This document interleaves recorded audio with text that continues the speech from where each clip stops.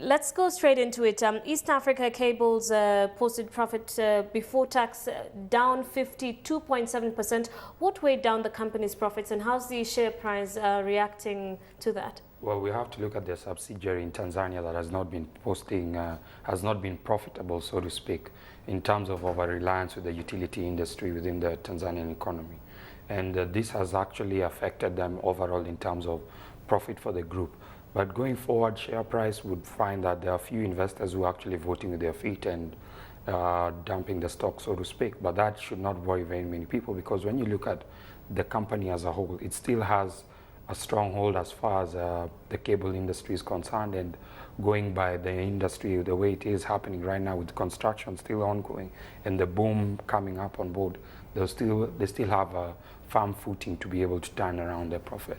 Other disappointing results from Kenya Re, that's down 11.4% profit after tax. Now, it is the region's biggest reinsurer. What brought the profits down?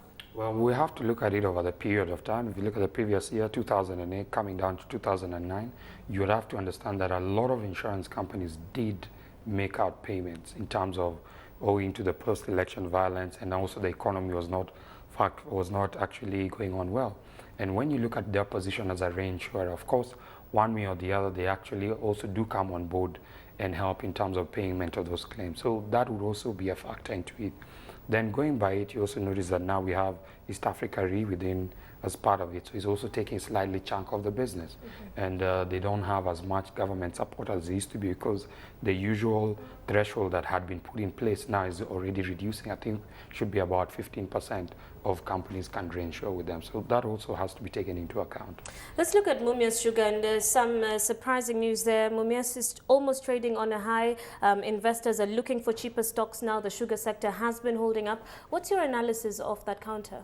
Well, I'd say, like I mentioned here before, I kept on advising, and the same thing that we've been advising clients, that Mumias Sugar is a very good stock as far as two things is concerned. It's become an all-inclusive company. Yes, it does sugar, there's a production of sugar, but the production of electricity is also going to be of benefit to it. Already they're looking at producing almost 26 megawatts to be pumped into the national grid. And going by the way the company is growing and the way Kenya Power and Lighting has been doing the rural electrification, they will actually come on board. And again, the way I mentioned about green energy is high on the list now in terms of business, and most other investors, both foreign and local, are actually looking at investments that make sense, that actually give back to the environment.